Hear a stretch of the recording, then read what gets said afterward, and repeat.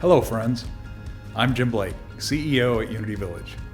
What a year it has been, for us and for you.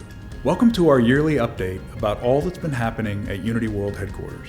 You'll hear from members of our executive team about their accomplishments in their respective areas and some updates on the impact of the pandemic respective to our overall mission. Although it has consumed our thinking, time, and activities this year, I want you to know that we are still pursuing many initiatives we had in the works, and many of those are even more important now, especially those focusing on diversity, equity, and inclusion. Because we're not with you this year in person, please allow us a few extra minutes on this video to review the year. Let's begin with some updates from the team. When the COVID pandemic became so serious in the spring of 2020, we knew that hundreds of thousands of Unity followers would be needing spiritual support. We created a new weekly email to offer prayers, and we shifted our focus on social media to be purely inspirational. Followers have increased, but more important, they have deepened their engagement.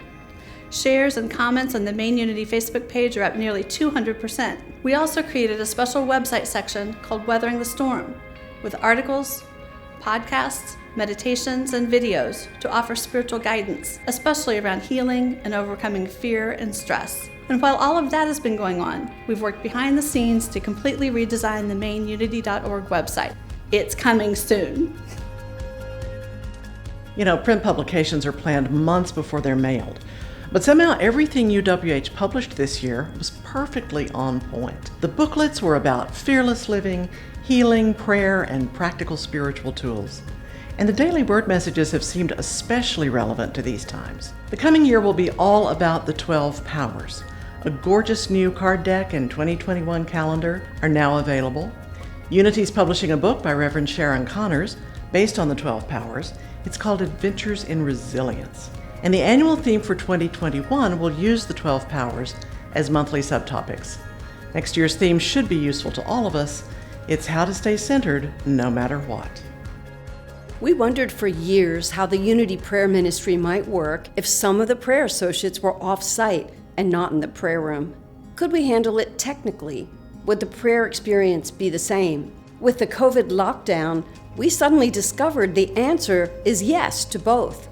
Prayer associates quickly set up to work from home this spring, and callers couldn't tell the difference. This greatly expands our options for hiring in the future, even out of state. We also learned that prayer translates online. The 11 o'clock prayer service that had been in person for 100 years moved to Facebook Live and now reaches people all over the world. I hosted our first virtual prayer event in July called Affirm Your Way to a Better Life. Next spring, I'm planning a prayer training course that will also be online. It allows for so many more participants. I hope you'll spread the word when we have more details. This year, the Outreach Department was well positioned to address the COVID crisis.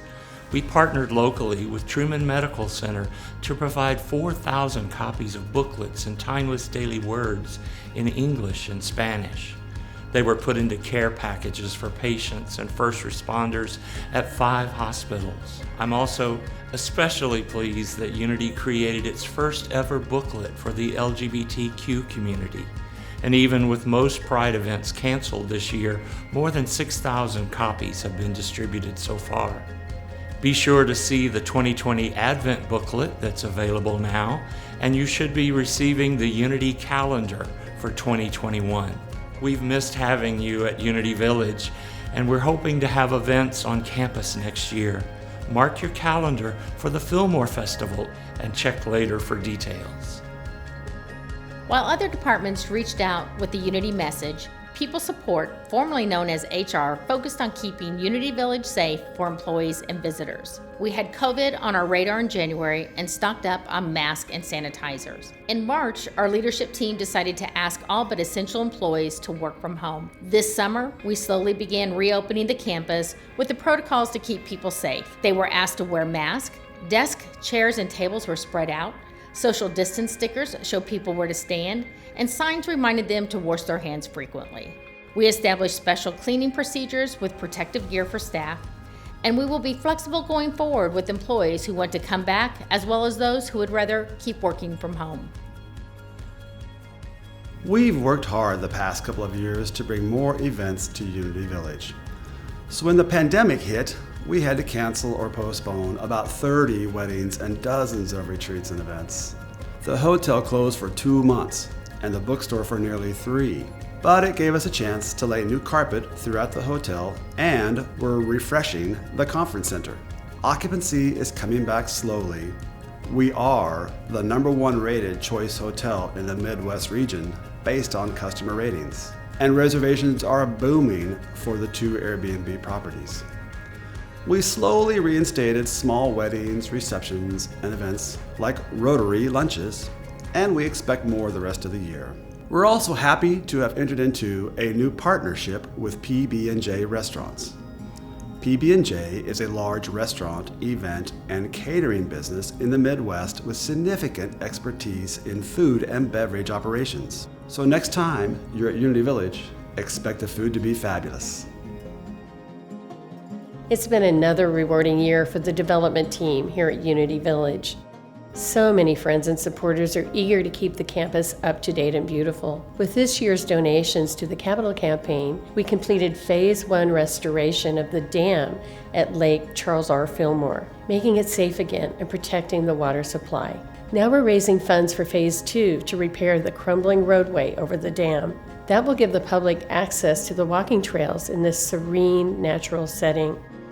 We're renovating a 3rd historic home, the former student annex, as an Airbnb called Hummingbird Manor. We also expanded our event and meeting space by turning the cafeteria in the former Unity banquet area into a stunning high-tech boardroom connected to the main ballroom. We continue to secure funding for the Performing Arts Center at Unity Village. And the next phase of the capital campaign will include a new labyrinth just east of the Education Building.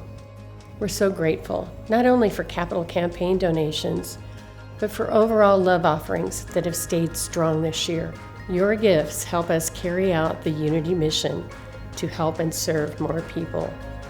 I am so very grateful and proud to serve with such a talented group of leaders. The response we've had to the Unity message during the pandemic has also been a tremendous blessing for us.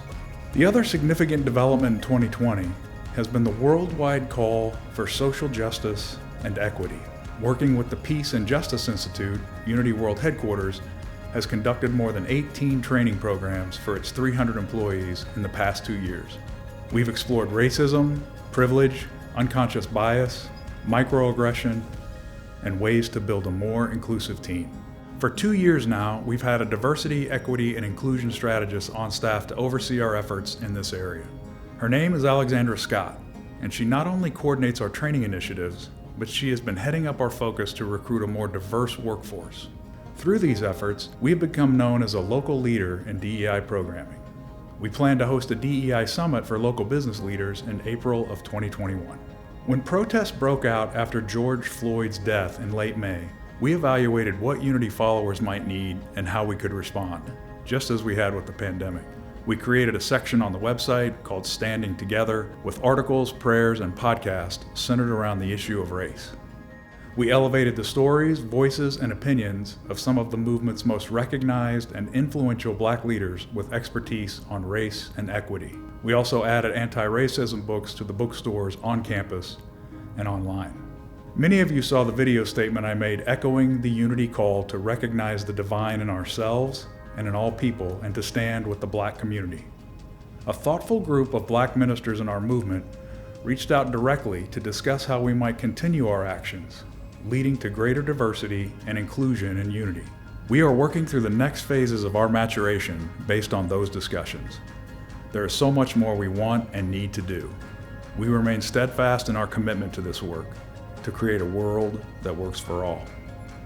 In closing, and as always, we see the great work you are doing in the field day by day, week by week, transforming lives in your ministries. I speak for the entire executive leadership team here at the Village when I say thank you for your great works and commitment to this movement. We are proud to serve along with you. May each of you be richly blessed. Namaste.